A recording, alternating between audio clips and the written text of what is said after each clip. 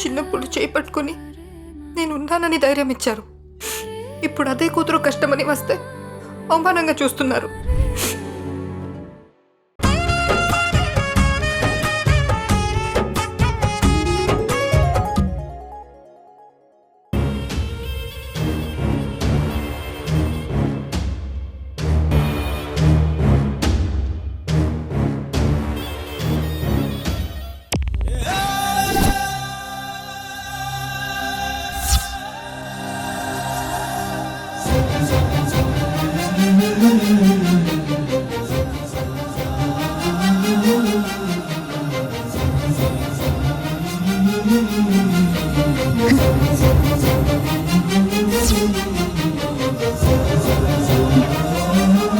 ఏంటిది?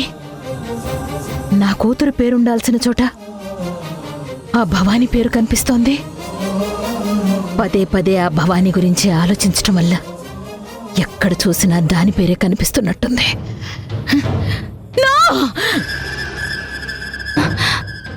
మమ్మీ, ఏమైంది మమ్మీ? ఎందుకంత గట్టిగా అరిచా?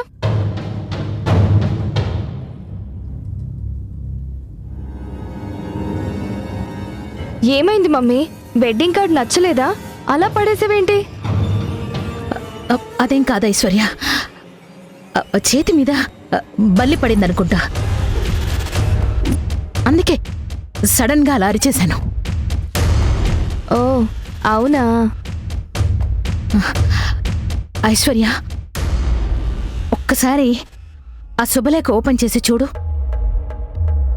దానిలో ఆ మ్యాటర్ అంతా కరెక్ట్గానే ఉందా? ఉంది మమ్మీ, నేను ఆల్రెడీ చూశాను కదా.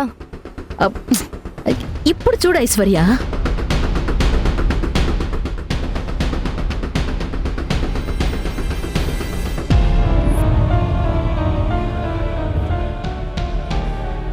మ్యాటర్ అంతా ఓకే మమ్మీ. ఓకేనా? అంటే భవానీ పేరు కనిపించలేదా ఐశ్వర్యకి? ఐశ్వర్య, వరుడు వధువు ఇద్దరి పేర్లు చూసావా? చూశాను మమ్మీ. వరుడు రాహుల్, వధువు ఐశ్వర్య. కరెక్ట్గానే ఉంది మమ్మీ.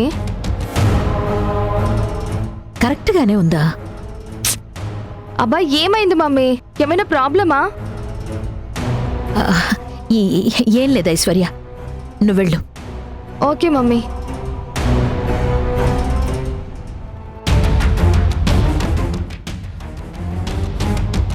ఐశ్వర్యకి వధువు పేరులో తన పేరే కనిపించింది. మరి నాకేంటి భవానీ అని కనిపిస్తోంది?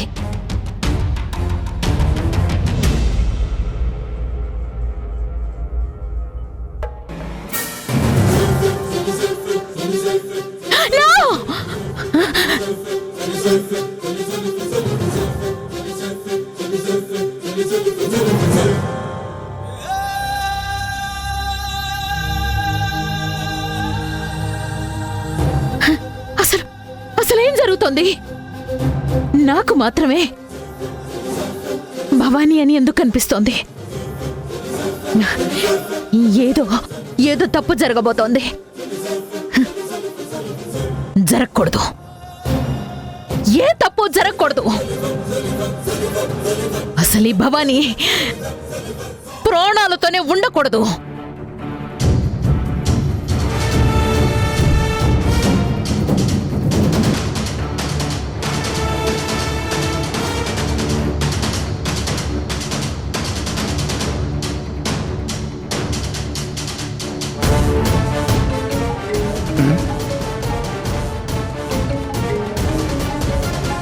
అల్లుడు, మీ పిన్ని ఫోన్ చేస్తోంది.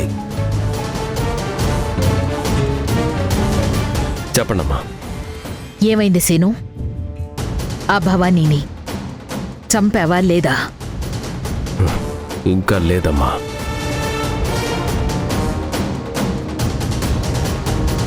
ఆ భవానీని చంపడానికి ఎంత ప్రయత్నించినా ఆ గుళ్ళో ఉన్నంత వరకు దాన్ని ఏమీ చేయలేకపోతున్నాను.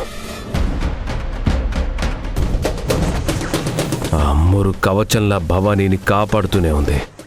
ఇది చెప్పడానికేనా నేను ఈ పని నీకు అప్పగించింది? నాకు కావాల్సింది కారణాలు కాదు, దాని ప్రాణాలు. తీస్తానమ్మా. ఆ భవానీ ప్రాణాలు ఖచ్చితంగా తీస్తాను. కానీ అది గుళ్ళో వీలు కాదు. పుట్టలో పావుని బయటికి లాగితేనే చంపగలం. ఆ భవానీని కూడా అలానే గుళ్ళో నుంచి బయటికి లాగి మరీ చంపుతాను. నువ్వెక్కడ చంపుతావో, ఎలా చంపుతావో నాకనవసరం. ఆ భవాని మాత్రం ప్రాణాలతో ఉండకూడదు. దాన్ని చంపేయి.